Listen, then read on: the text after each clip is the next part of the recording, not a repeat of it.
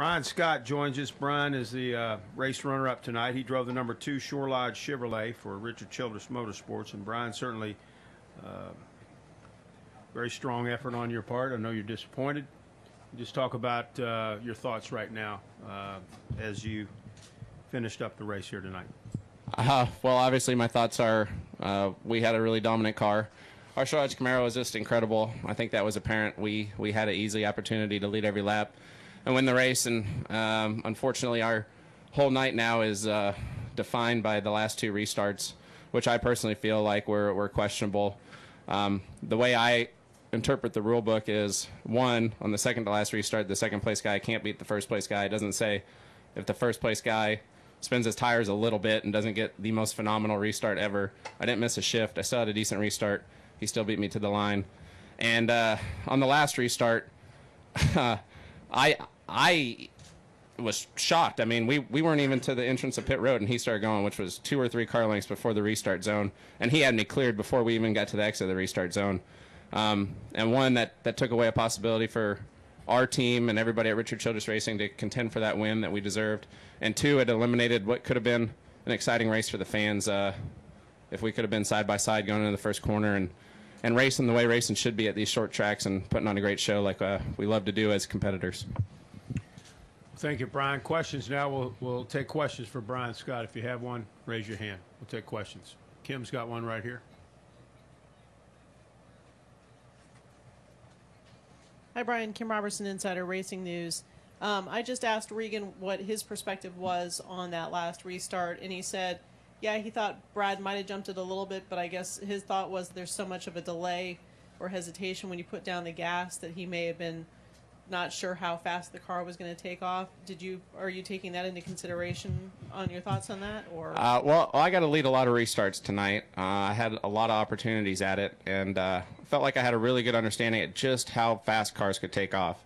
You know, Brad didn't just get that phenomenal restart. I mean, he had everybody cleared. He pulled 2 car lengths on the person behind him, and the only reason I was even close to him is because my ear is right next to his muffler on his car, and I heard him go. It was way early, and unfortunately, I easily could have just not gone and made it look so apparent, but my first reaction was to go, even though it was way early. And I went, and it made it look not as bad as it really was. It still looked, in my opinion, pretty bad, but unfortunately, I don't know. I need to get some clarification and some more understanding on restart procedures, I guess, because the way I understand them, there was 2 things that got called against us tonight. Other questions? Let's go over here to Hank, far right. If you can wipe that out of your mind, probably can't, but 134 start, had never won, had led 38 laps in your career. What was the first 239 laps like for you? Fun. We had a great car, and when you have a car like that, it's easy to lead that many laps. I haven't had a car that good in my nationwide career very often. I've had a couple of them in the truck series, and you know, that's something to be proud of. We had a great showing here tonight, great race. You know, Richmond, me and Richmond have a bittersweet love affair. I'm looking at replays from the last one, and obviously there was a pretty infamous incident that happened after that, and honestly, even with all the laps we led, to lose one like that, I still feel the same afterwards.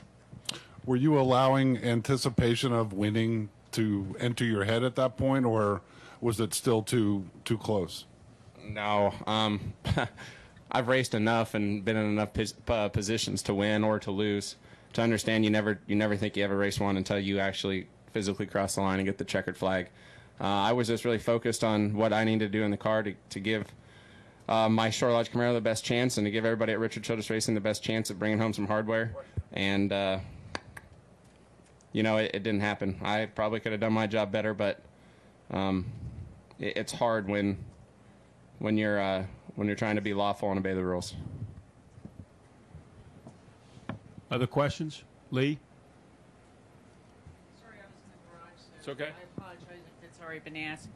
Is there any animosity when, I mean, obviously you guys learn a lot from racing against Cup guys, but is there any animosity over the fact that you have an opportunity to dominate a race, and then one of the Cup guys comes in and steals it at the end? No, I would rather race the Cup guys for the win than anybody else. There's a greater sense of accomplishment when you beat them. And I learned a lot from them. I've learned a lot my whole career from the Cup guys. If throughout my developmental series, if I had never raced against them, I don't feel like my abilities would be where they are today. And then when you do make the jump that everybody, especially me, hopes to make into the Cup Series, how can you be prepared? I've never held animosity towards the Cup guys for coming in and cleaning our clocks. I personally felt like I cleaned the Cup guys' clocks tonight until the very end. And I'm really not upset at anybody other than myself for obviously not understanding the rules when it comes down to the end of the race. Other questions for Brian? Brian, I know it was a tough one here for you tonight, but thank you for coming in and handling it. Appreciate it. Thank you, guys.